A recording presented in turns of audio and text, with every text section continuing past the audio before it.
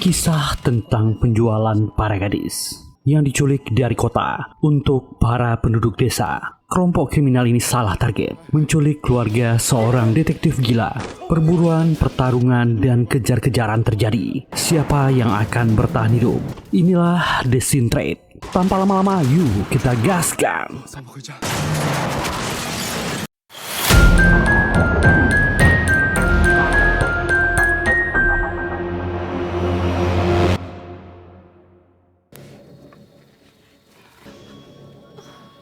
Desa Moi, Tiongkok Utara tahun 1998. Di dalam ruangan gelap, seorang gadis terikat, mulutnya tertutup. Dia berusaha melepaskan diri. Ternyata itu adalah ruangan bawah tanah. Seorang wanita turun ke bawah, akan mengantar makanan. Dia meminta maaf telah mengurungnya. Gadis yang dikurung sudah tak ada lagi. Tiba-tiba dia dipukul dari belakang. Gadis ini naik ke atas dan melarikan diri dari tempat itu.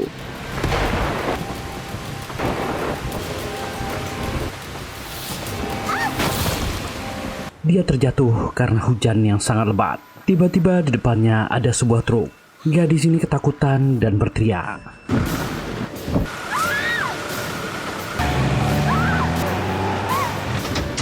Dengan kejam, sopir truk itu menabraknya. Jasadnya dikubur di halaman rumah. Kedua orang ini adalah suami istri. Si suami bernama Yan Chuang, istrinya Su Hong. Mereka sudah menjalankan bisnis ini hampir 1 dekade. Menculik gadis-gadis dari kota untuk dibawa ke desa Moi, dijual dan dinikahkan dengan penduduk desa yang memintanya. Uangnya gampang, permintaan tinggi. Yan Chuang melihat kwitansi pemesanan. Mereka akan kesulitan besok hari pernikahan. Tapi gadis ini potensi jadi pemberontak. Resikonya tinggi. Jadi Yan Chuang lebih memilih menghabisinya. Stok gadis mereka tak ada lagi. Uang muka mahar sudah dibayar. Yan Chuang meminta mereka menghubungi 2 agen di kota untuk mencari stok lagi. Yan Chuang akan pergi meminta maaf ke pemesan. Provinsi Hebei di utara sedang menangani banyak kasus penculikan wanita dan anak-anak perempuan yang makin sering terjadi. Kepolisian serius menangani hal ini. Sebuah pager berbunyi. Di sebuah kawasan persawahan, mobil van putih melintas di sana. Ada 4 penumpang di dalam. Mereka adalah anggota kepolisian kota Shijiazhuang, ibu kota provinsi Hebei. Mereka sedang mengurus kasus penculikan yang terjadi 3 tahun yang lalu. Korban bernama Feng Chui. Jejaknya ditemukan di desa Moi. Pelakunya diduga bernama Liu Mozi. Sekarang menjadi suaminya. Dia adalah anak kepala desa Moi. Siang biasanya Mozi berjudi. Kemungkinan korban sendirian di rumah. Petugas wanita Liu Li agak ragu. Ini terlalu berisiko. Tugas ini dilakukan diam-diam tanpa koordinasi dengan petugas tempat. Kapten yang bernama Chi Feng marah. Ini adalah tugas polisi. Selamatkan dulu, baru nanti mereka melapor. Mereka sudah mengamati kasus ini bertahun-tahun. Baru ada petunjuk seperti ini. Tak boleh banyak omong. Dia yang akan tanggung jawab. Mereka sampai di kawasan desa Moi. Petugas Liu Li dan Madong langsung ke rumah Mozi mengambil korban. Yang Chao tetap di mobil, bersiap untuk kabur. Sementara dia akan mengalihkan Mozi. Semuanya bersiap. Inilah The Scene Trade.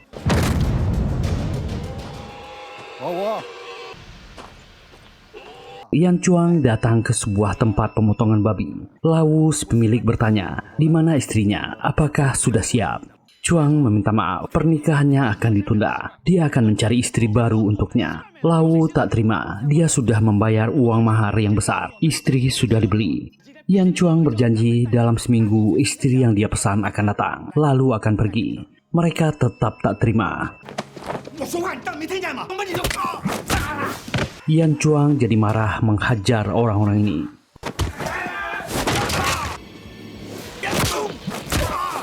Lawu ketakutan. Yan Chuang menjamin bisnisnya tak pernah gagal. Memberi kompensasi 50 yuan. Dia memberi pelajaran pada Lawu.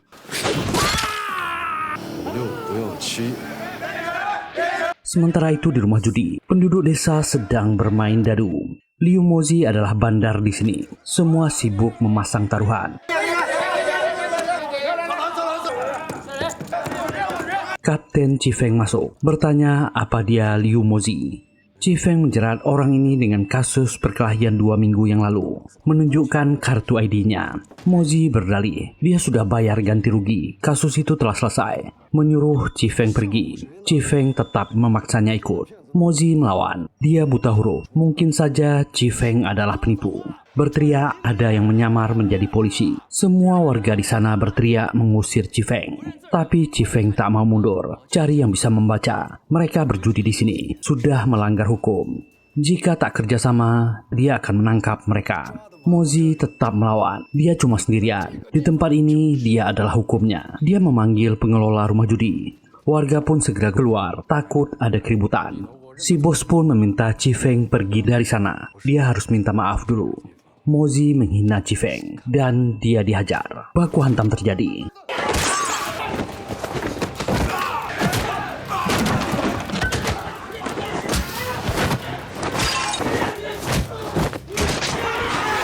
Ternyata Kapten Chifeng adalah seorang ahli bela diri. Orang-orang ini mengepungnya.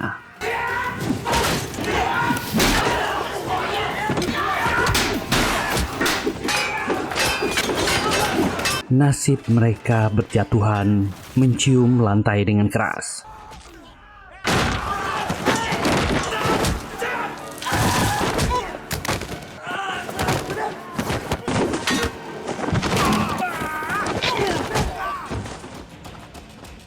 Sementara itu, petugas Liuli dan Madong sampai di rumah Mozi, memanggil nama wanita itu. Mereka menemukan lubang di bawah tanah. Ternyata korban penculikan yang dicari ada di bawah sumur.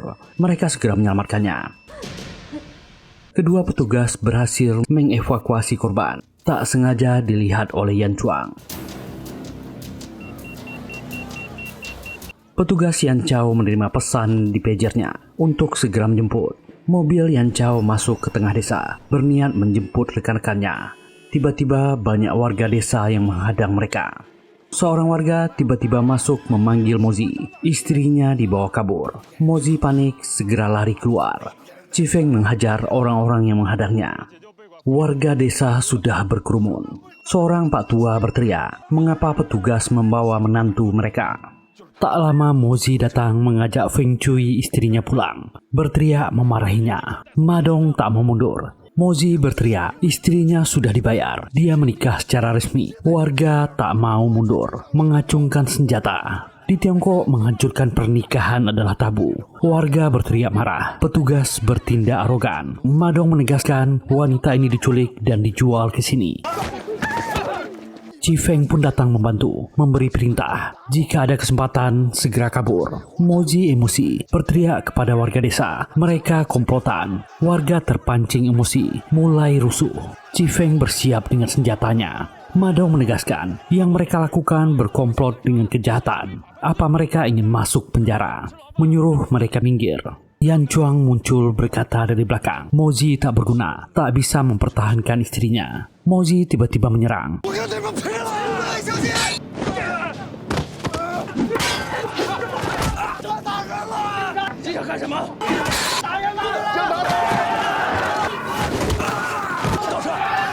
Banyak warga mulai menyerbu. Mobil petugas kesulitan, terpaksa bergerak mundur. Warga semakin brutal.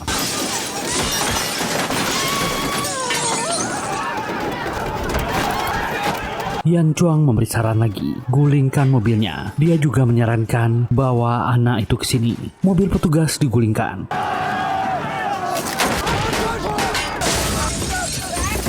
Warga mengamuk tak terkendali. Feng Chui ditarik keluar.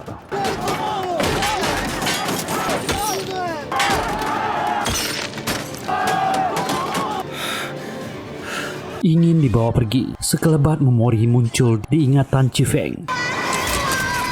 Dia maju dan menolong wanita itu.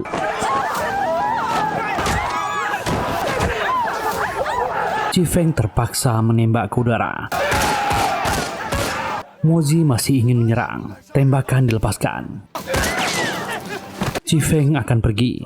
Tiba-tiba anak wanita itu dibawa ke sana. Anak polos ini berteriak dan menangis. Feng Chui adalah seorang ibu.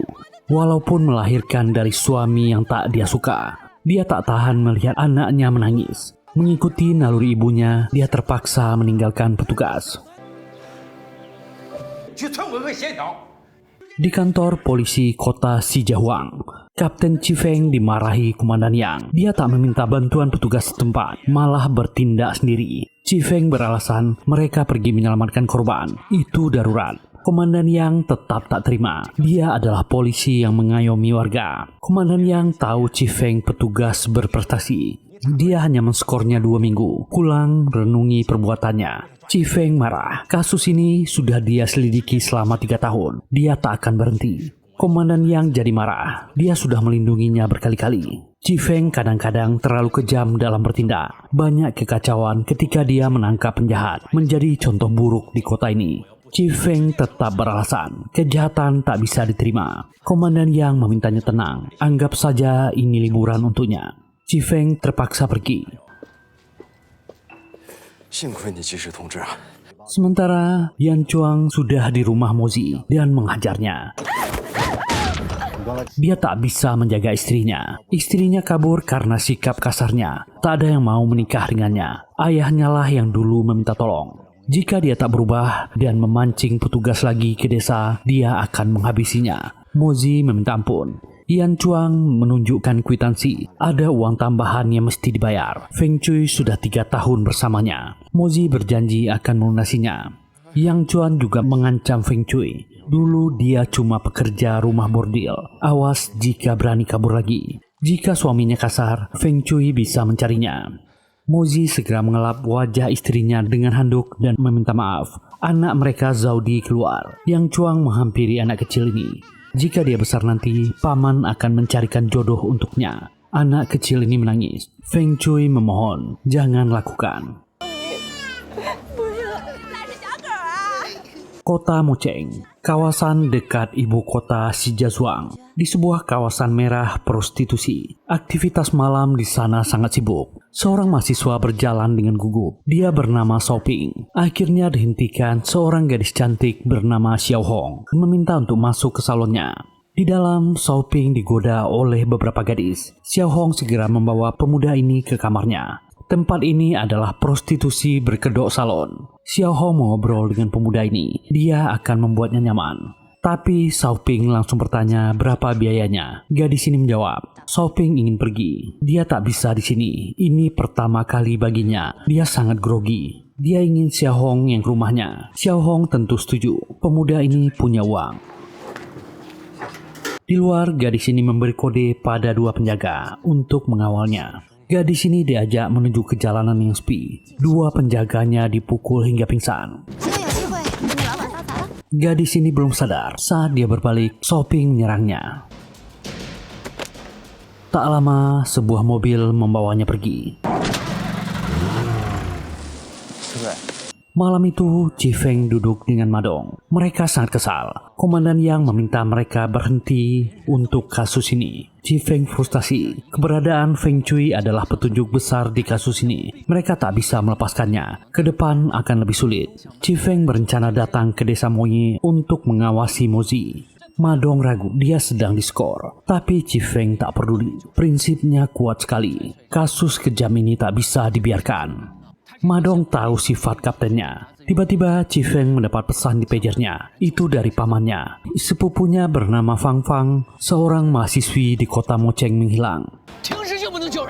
Dia bekerja paruh waktu. Sejak itu tak ada kabarnya.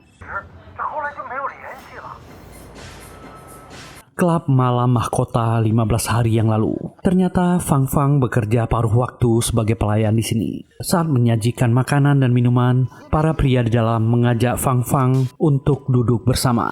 Gadis ini ketakutan dan lari. Para pria ini langsung mengancam gadis ini. Fang Fang menangis. Dia hanya pelayan. Pria ini merasa uangnya banyak. Berapa bayarannya? Melempar uang pada gadis ini.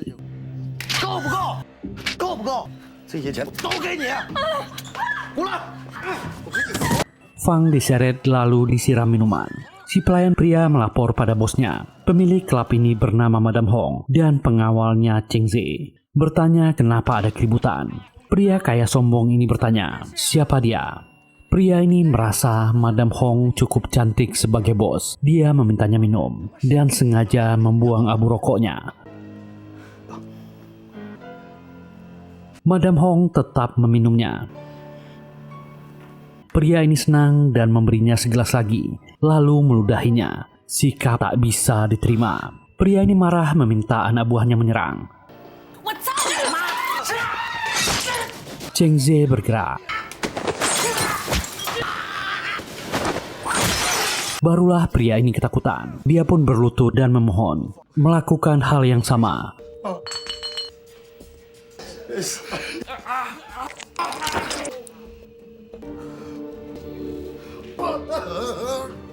Terpaksa menegak minuman itu. Masalah malam itu selesai.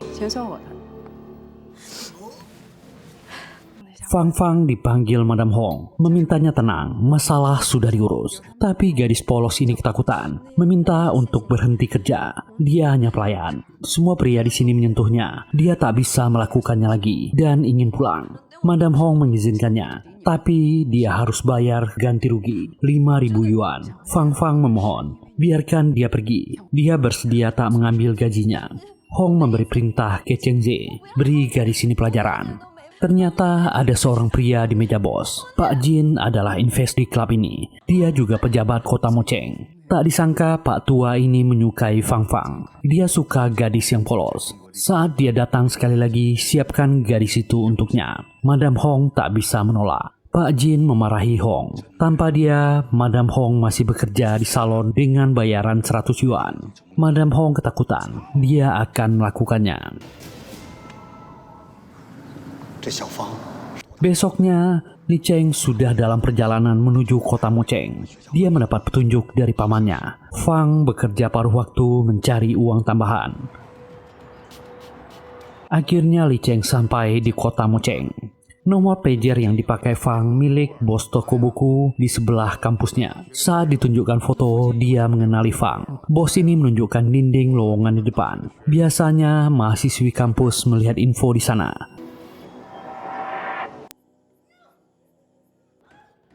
Di sudut kota Mocheng, Shopping dan rekannya bernama Yan Kui, yang ternyata adik Yan Chuang. Gadis yang mereka culik kemarin selalu berteriak di kamar dan membuat keributan. Yan Kui ingin memberi pelajaran. Shopping mengancamnya. Ingat pesan kakak. Orang ini tak peduli. Dia tak takut. Masuk ke kamar penyekapan. Melihat gadis ini cukup cantik, dia ingin memberi pelajaran. Tiba-tiba Su Hong datang dan menghajarnya.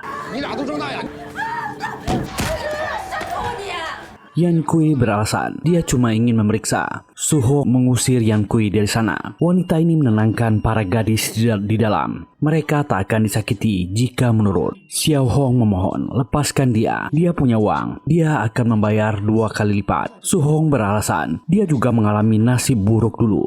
Dijual waktu kecil dan terpaksa melakukan hal kotor mencari uang. Sejak ikut dengan suaminya, nasibnya berubah. Jika mereka menurut, kehidupan akan lebih baik, mendapatkan suami yang baik. Gadis ini tetap memohon, lepaskan dia. Dia kabur dari desa dan tak bisa kembali.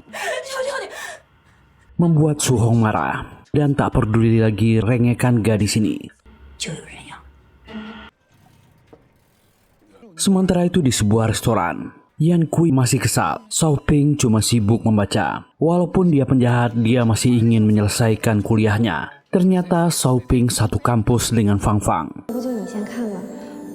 Dia sering melihat gadis itu di pustaka dan jatuh cinta diam-diam dengan Fang Fang. Dia juga tahu Fang Fang bekerja di klub malam mahkota. Yan Kui tahu rekannya tertarik pada seorang gadis. Dia mengejeknya. Tempat itu agak berbahaya. Bosnya bernama Madam Hong. Mereka sudah diingatkan tak boleh menculik wanita dari tempat itu. Yan Kui semangat ingin ke sana. Mereka berdua masuk. Yan Kui menari dengan aneh.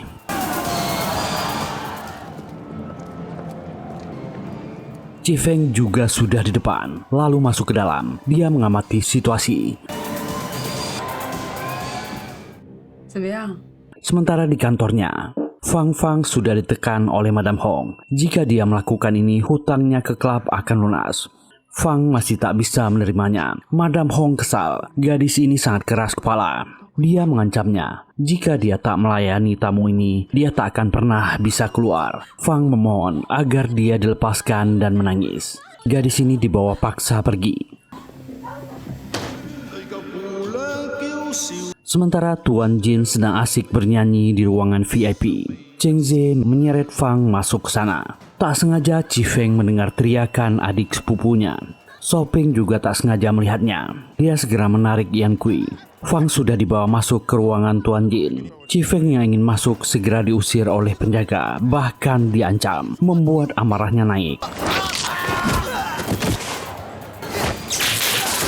Dia mengamuk. Para pengunjung ketakutan berlarian keluar.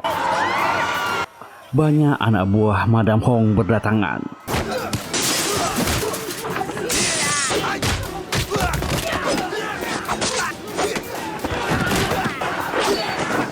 Satu demi satu, Chi Feng dengan ganas menghajar lawan-lawannya.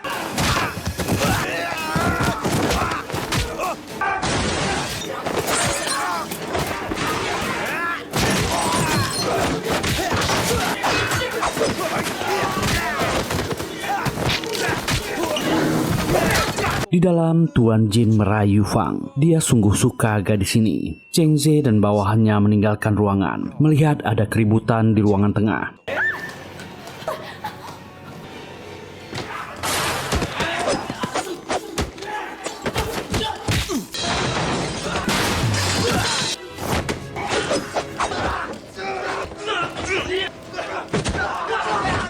Di dalam, Tuan Jin mengusir pelayan pria, meminta gadis ini tunduk. Dia mulai menyiksa gadis ini.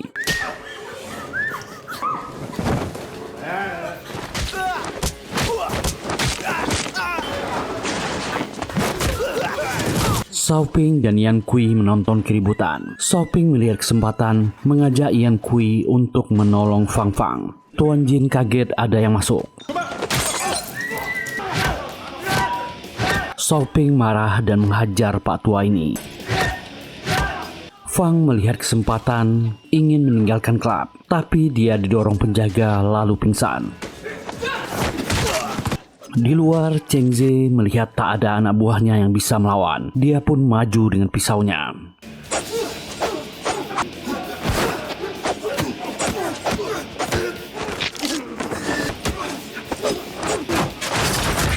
Xiaoping dan Yang Kui menyerang para penjaga. Cheng Ze kembali menyerang.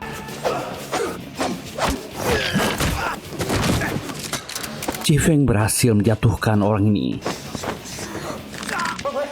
Saat itulah dia melihat dua orang pria membawa sepupunya, tapi Cheng Ze selalu menghalangi. Yang Kui dan Xiaoping segera melarikan diri dengan mobil. Petugas kepolisian datang setelah mendengar keributan. Cheng Ze diminta mundur. Kapten polisi kota Mocheng bernama Zhao. Dia bertanya ke Madam Hong, kenapa ada keributan. Madam Hong sangat kesal. Orang ini membuat keributan di tempatnya. Saat melihat Chi Feng di sana, dia kaget. Ternyata mereka teman baik di akademi. Madam Hong menuntut Chi Feng untuk membayar kerugian. Banyak barangnya hancur. Chi Feng sangat marah. Gadis tadi adalah adik sepupunya. Siapa orang-orang yang membawanya? Madam Hong mengendur. Kapten Zhao adalah polisi yang keras. Kapten Zhao mengancam Madam Hong. Dia terpaksa diam.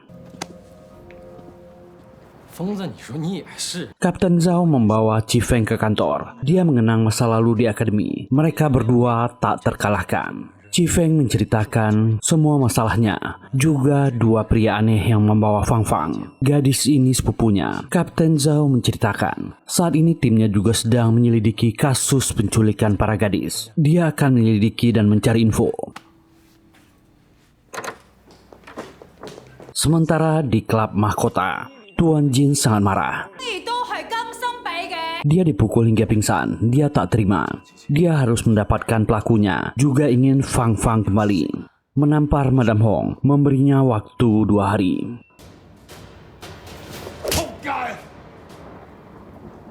Fang bangun dari tidurnya. Dia sudah berada di tempat asing. Shao Ping mengatakan dia pingsan di klub, lalu dia menolongnya. Fang Fang berterima kasih. Dia ingin kembali ke kontrakannya. Shao Ping mencegahnya, mengingatkan soal buku yang pernah Fang Fang pinjamkan. Gadis ini ingat Shao Ping. Dia berterima kasih. Shao Ping akan mengantarnya kembali ke kampus. Dia melihat keluar sudah sepi. Tiba-tiba, Yan Kui keluar mengejar seorang gadis yang kabur. Fang sangat kaget. Shao Ping segera cepat-cepat membawanya keluar. Dan Su Hong sudah menghadangnya. Kapten Zhao membuka rapat pagi itu di kantor. Kelompok perdagangan manusia ini meresahkan dan sangat licik sekali. Mereka mengincar pekerja prostitusi sebagai target. Mereka sudah beraksi di kota lain. Dan dia yakin kota Moceng adalah target mereka. Petunjuk tak banyak. Kapten Zhao membagi tugas ke timnya. Segera memeriksa rumah di desa terdekat, memastikan ruangan bawah tanah. Petugas kepolisian mulai menyisir hotel dan tempat penginapan kelas bawah, menunjukkan foto Fang Fang. Mereka juga merazia mobil yang akan melintas ke desa. Klinik kecantikan dan salon digerebek untuk mencari petunjuk. Para pekerja wanita diinterogasi. Seorang pekerja menginfokan temannya Xiao Hong kabur dengan pria muda. Pekerja ini mengatakan ciri-cirinya, seperti mahasiswa. Kapten Zhao menduga itu adalah modus para penculik, memancing dengan pria muda berwajah tampan. TV segera menyiarkan kejahatan yang sering terjadi di kota Moceng, agar warga hati-hati, terutama wanita muda. Dan kebetulan Su Hong menontonnya. Yan Kui pulang mengabari, dia melihat kepolisian sangat sibuk. Apakah mereka yang jadi target? Su Hong memintanya menutup mulut. Yan Kui menyebutkan gadis kemarin adalah pacar Shao Ping di kampus. Shao Ping ingin menjadikan gadis itu istrinya. Su Hong bertanya kebenarannya. Meminta Shao Ping menemui kakak Yan Chuang. Bicara baik-baik, dia akan mengizinkannya. Chi Feng pun datang ke kantor polisi, ingin bergabung dengan penyelidikan. Bahkan dia ingin ke klub malam mahkota. Kapten Zhao melarangnya. Dia mendapat kabar Chi Feng sedang diskor. Tunggu saja kabar darinya. Chi Feng meminta kendaraan untuk dipinjam. Ternyata hanya sepeda.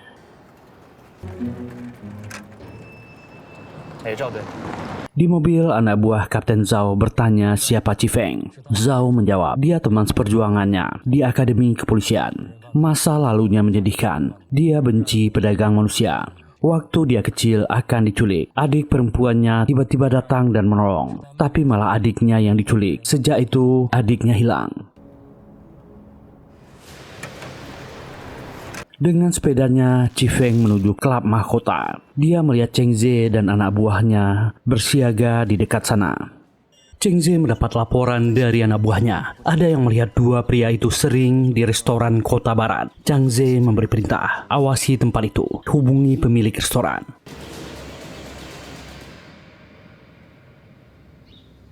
Sementara di tempat penyekapan, Yan Chuang mengirim pesan ke pager istrinya, meminta semua wanita disiapkan. Dia akan menjemputnya. Tiba-tiba ada yang mengetuk pintu. Semua gadis mendengarnya. Su Hong merasa curiga, meminta keduanya bersiap. Kedua orang ini masuk ke dalam kamar, mengancam para gadis, meminta mereka diam. Su Hong mengunci kamar itu. Yan Kui menghajar Xiao Hong yang selalu berteriak. Pintu dibuka. Ternyata itu adalah pemilik rumah yang mereka sewa. Dia membawa makanan untuk Su Hong, memintanya berhati-hati. Dia kabarnya tinggal sendirian. Wanita tua ini ingin masuk ke dalam. Buku tabungannya tinggal di kamar yang lama. Melihat kamar penyekapan, tempatnya di sini. Su Hong meminta wanita tua ini pulang. Nanti dia yang akan mengantarnya. Wanita tua ini ternyata punya kunci cadangan. Su Hong terpaksa membiusnya lalu mengikatnya.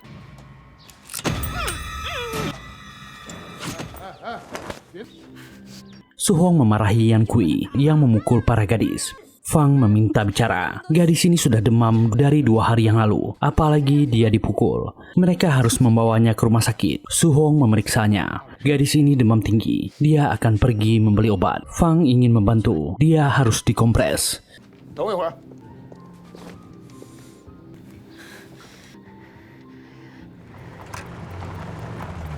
Kedua pria ini izin ingin pergi membeli makanan. Dengan mobil, keduanya datang ke restoran biasa untuk membungkus makanan. Xiaoping meminta rekannya cepat, jangan membuat masalah lagi.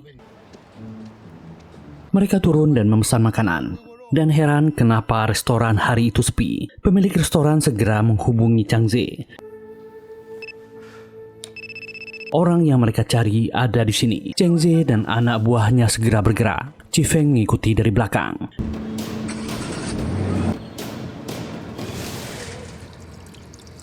Sementara di rumah penyekapan, Xiao Hong diobati. Tiba-tiba gadis ini menyerangnya.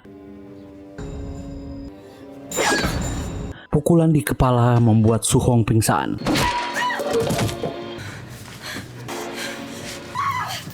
Mereka segera keluar, meminta tolong, tapi ternyata pintu dikunci. Xiao Hong dihalangi oleh wanita ini. Dia kembali memukulinya.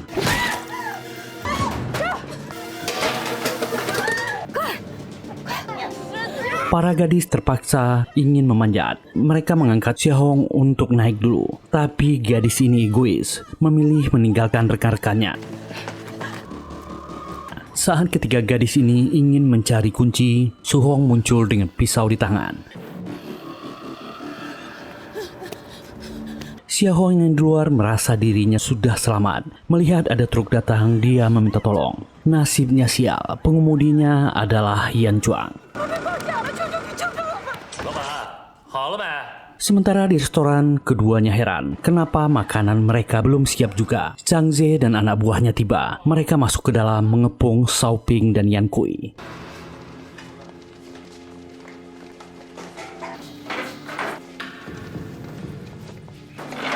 Saat keduanya ingin pergi, mereka dihalangi. Chang Ze masuk bertanya di mana gadis itu. Yan Kui menjawab dengan kasar. Chang Ze memberi perintah.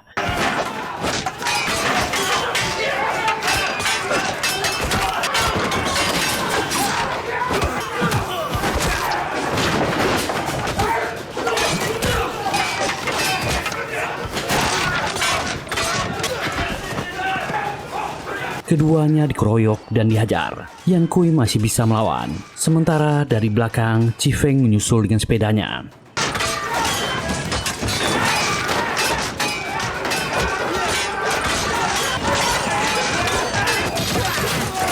Chi Feng masuk menghajar orang-orang ini.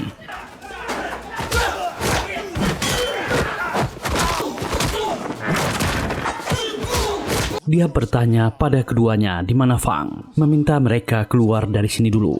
Tapi Chang Ze menghalangi. Dia mengancam Chi Feng, memberi perintah. Pertarungan dimulai. Dan akhirnya Chang Ze turun tangan sendiri.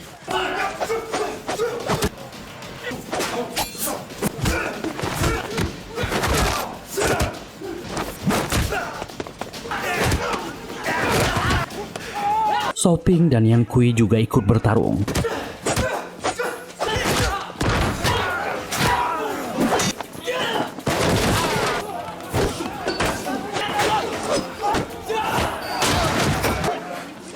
Keduanya terdesak.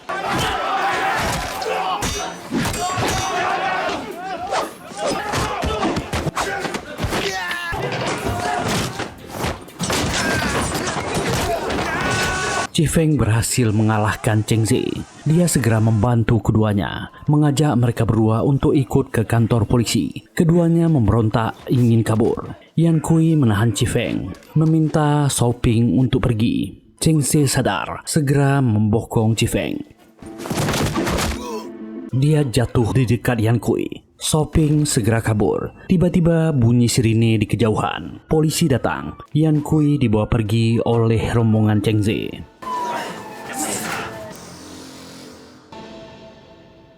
Yan Chuang membawa Xiao Hong kembali. Dia melihat istrinya terluka, bertanya siapa yang melakukannya.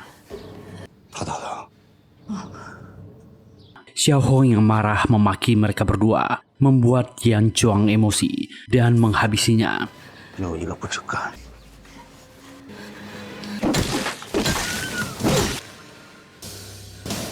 Dalam pingsannya, Chi Feng terbayang masa kecilnya saat adiknya dibawa kabur. Ingatan itu tak bisa dia lupakan. Suara teriakan terdengar. Chi Feng disadarkan rekannya. Kapten Zhao menenangkannya. Tak ada yang akan bisa kabur. Mereka sudah menemukan petunjuknya, mengajak Chi Feng pergi. Chi Feng melihat pager punya Xiaoping yang terjatuh, lalu mengambilnya. Xiaoping pulang dan melapor. Yan Kui ditangkap orang-orang klub mahkota. Itu membuat Su Hong bertanya apa yang terjadi. Kakak Chuang sudah melarang mereka datang ke sana. Xiaoping pun jujur. Fang adalah pegawai klub malam mahkota. Dia juga mahasiswi. Ditipu masuk ke sana. Dia dan Yan Kui berniat menyelamatkannya. Yan Chuang tetap santai. Dia akan menyelamatkan adiknya. Di tengah jalan, Chi Feng mendapat telepon dari bawahannya. Skorsingnya sudah dicabut. Madong melaporkan mereka berhasil menyelamatkan Feng Chui dan anaknya. Dia juga sudah mengaku siapa yang menculiknya, juga menunjukkan lokasi rumah pelaku. Di sana mereka menemukan ruangan bawah tanah. Juga ditemukan jasad wanita terkubur di halaman. Kapten Zhao mengucapkan selamat kembali ke tim. Identitas para penjahat di desa Moye sudah terbuka. Jumlah perdagangan mereka sangat banyak, sudah hampir 5 tahun. Pimpinannya Yan Chuang, Ye Xiaoping sebagai pemancing para gadis, Yan Kui sebagai penjaga, dan istri Yan Chuang juga terlibat. Chi Feng membaca datanya. Sementara di klub malam mahkota, Yan Kui dibukuli, diminta mengaku di mana Fang Fang. Yan Kui tentu tak mau membuka mulut. Madam Hong bertanya siapa bosnya. Yan Kui meminta mendekat. Dengan berani malah mencium Madam Hong.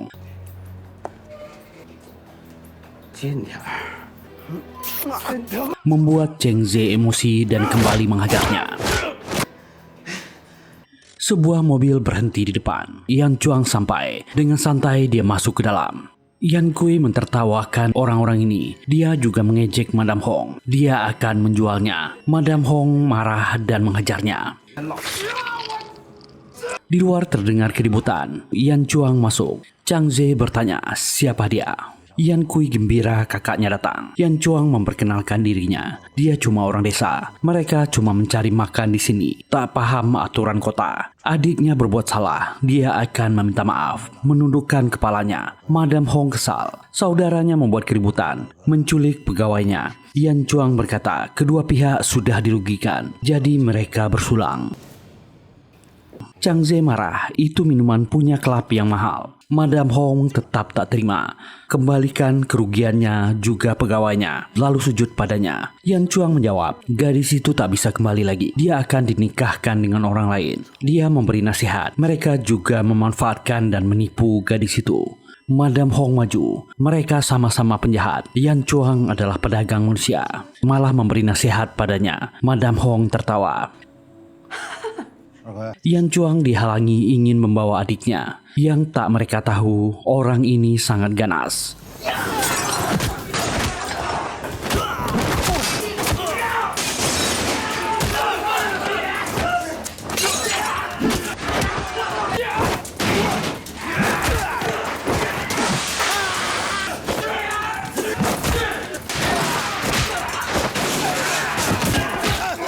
Semua anak buah Madam Hong dihajar dengan brutal, apalagi ketika dia memakai pisau.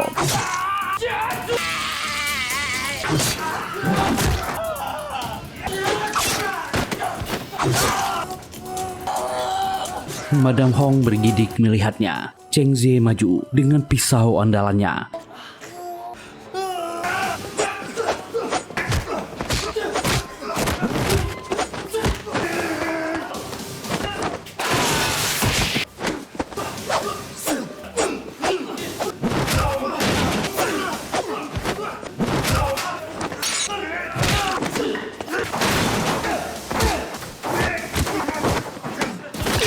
Dengan brutal, dia menghajar Cheng Ze. Bahkan setelah dia tak berdaya, Yan Chuang masih memukulinya dengan barbar.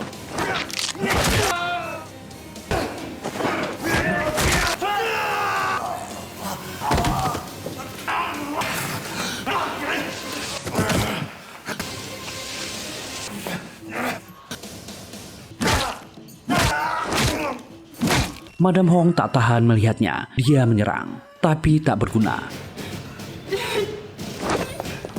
Yan Chuang membebaskan adiknya. Madam Hong cuma bisa gemetar ketakutan. Sebelum pergi, Yan Chuang berkata, setelah orang itu pergi, barulah dia bisa melampiaskan kemarahannya.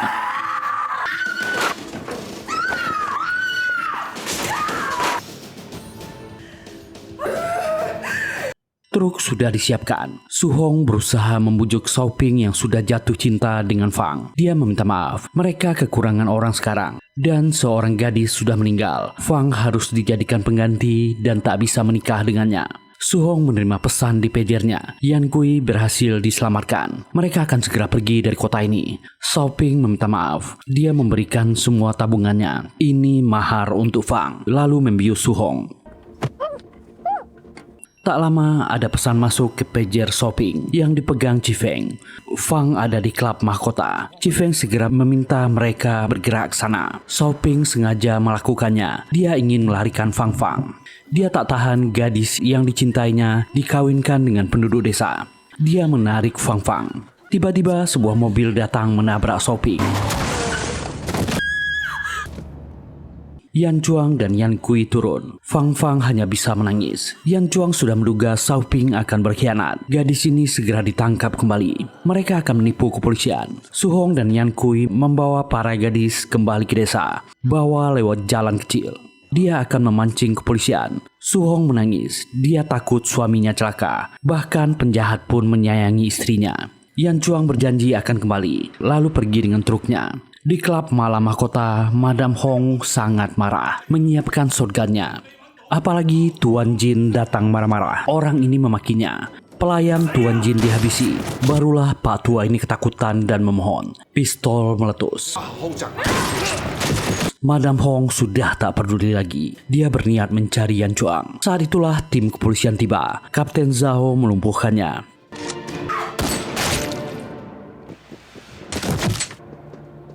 Chifeng mencari sepupunya. Laporan datang. Mereka tak menemukan Fang di klub ini. Ada laporan di radio kepolisian. Truk biru mencurigakan melintas menuju luar kota. Chifeng mengambil radio. Dia segera keluar, mengejar dengan mobil kepolisian. Truk Yan Chuang sudah dikejar oleh dua mobil petugas. Yan Chuang menabrak tiang listrik.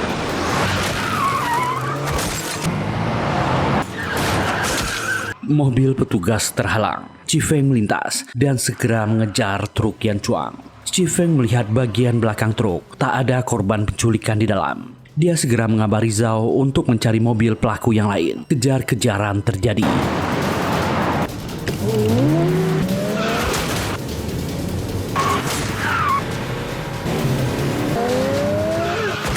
Akhirnya di depan sebuah restoran, kedua mobil bertabrakan keras.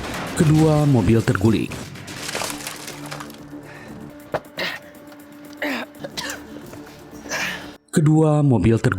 Yan Chuang turun dengan kunci Inggrisnya. Dia mengambil makanan yang disajikan.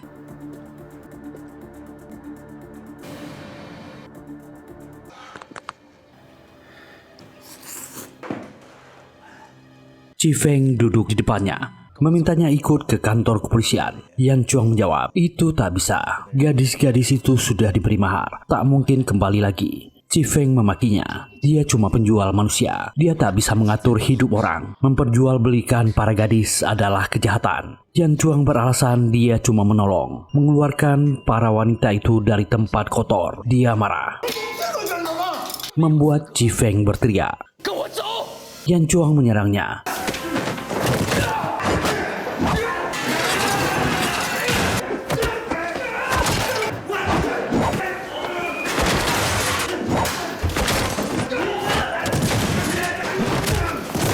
Duel brutal pun dimulai.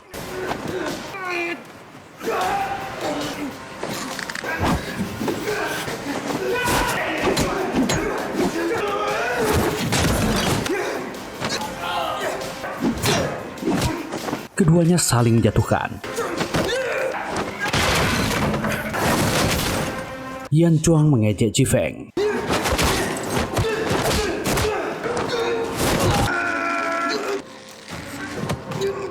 Chi Feng terlempar ke halaman belakang.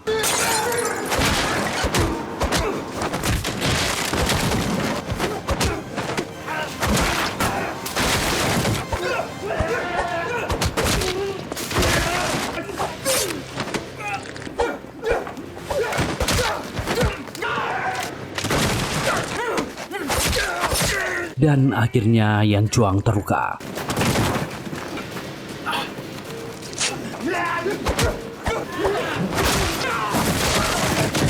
Chi Feng juga sangat ganas.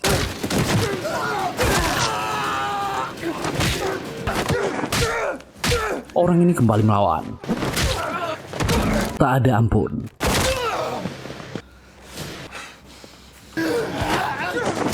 Yan Chuang mulai kepayahan. Sebuah tendangan keras.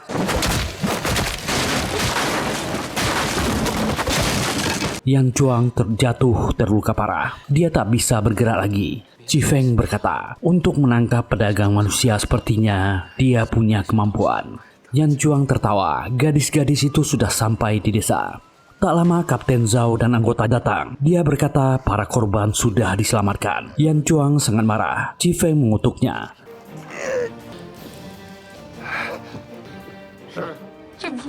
Ternyata sebelumnya Kapten Zhao dan timnya berhasil menghentikan Su Hong dan Yan Kui, menyelamatkan 3 orang gadis. Petugas juga berhasil menemukan semua wanita yang dipaksa kawin dengan penduduk desa.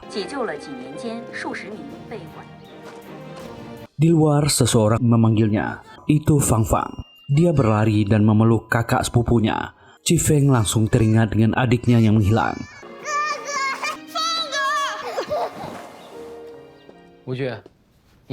Sebulan setelah kejadian itu, Komandan Yang memanggilnya, lalu menyerahkan sebuah dokumen. Mereka telah menemukan jejak adiknya. Air mata Chi Feng mengalir melihat isi dokumen itu. Akhirnya film yang keren ini selesai. Semoga terhibur menonton video ini. Dan terima kasih sudah meluangkan waktunya di channel ini. Jika suka dan terhibur, silahkan tekan tombol like, subscribe, dan nyalakan loncengnya. Semoga sehat dan semoga bahagia, dilancarkan rezekinya. Kita jumpa lagi di video berikutnya. Bye.